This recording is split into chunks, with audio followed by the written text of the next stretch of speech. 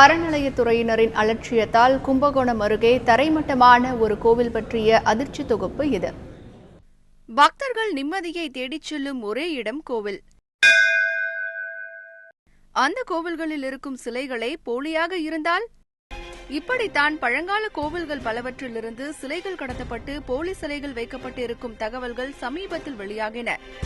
ஆனால் 1000 ஆண்டு பழமையான ஒரு கோவிலே தரைமட்டமாகிவிட்டது என்றால் அதிர்ச்சியான தகவல்தானே. ராஜேந்திர சோழன் காலத்தில் கட்டப்பட்ட இந்த கோவிலில் விழாக்களின் போது ஆரிய கூத்து, திராவிட கூத்து என நடந்ததாகவும், தினமும் 2000 தாமரை மலர்களை கொண்டு பூஜை நடந்ததாகவும் கல்வெட்டு ஆதாரம் இருப்பதாக கூறுகிறார் திருவடிக்குடில் சுவாமிகள். இந்த கோவிலுக்கு அருகாமையிலே ஒரு திருக்குளம் இருக்குது, அற்புதமான திருக்குளம். அந்த திருக்குளத்திலிருந்து இந்த கோவிலுக்கு சித்திரை மாதம் நடைபெறக்கூடிய ஒரு திருவிழாவுக்கு 7 நாட்களுக்கு, ஒரு நாளுக்கு 2000 தாமரை மலர்கள் உட்பட 7 நாளைக்கு 14000 மலர்களை கொண்டு வந்து இந்த சுவாமியை வழிபாடு பண்ணி, அப்ப 2000 தாமரை மலர்கள் ஒரு தடாகத்துல, ஒரு திருக்குளத்துல முளைக்கிறதுனா அந்த குளம் எவ்வளவு சிறப்பா இருந்திருக்குன்னு, எவ்வளவு பெருசா இருந்திருக்கு.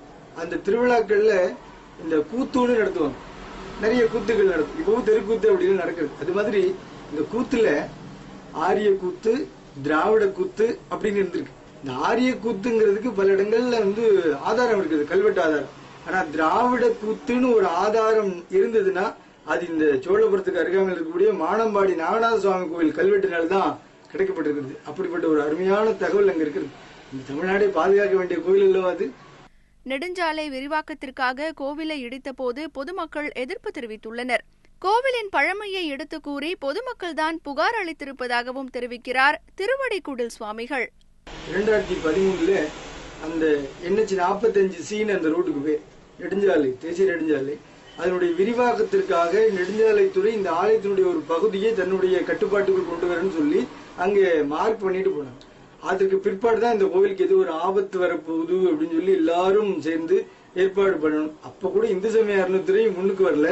பொதுமக்கள், நம்முடைய ஜோதிமலை இறைவனி திருக்கூட்டம், இந்த பழமையான கோவில்களை பாதுகாக்க வேண்டும் என்று நினைக்கக்கூடிய அன்பர்கள் எல்லாம் ஒன்று சேர்ந்து மனு போட்டோம். ஒரு கோவிலில் புனரமைப்பு பணிகளை மட்டுமே செய்ய வேண்டும். ஆனால் கும்பகோணம் நாகநாத சுவாமி கோவிலோ தரைமட்டமாக்கப்பட்டுவிட்டது.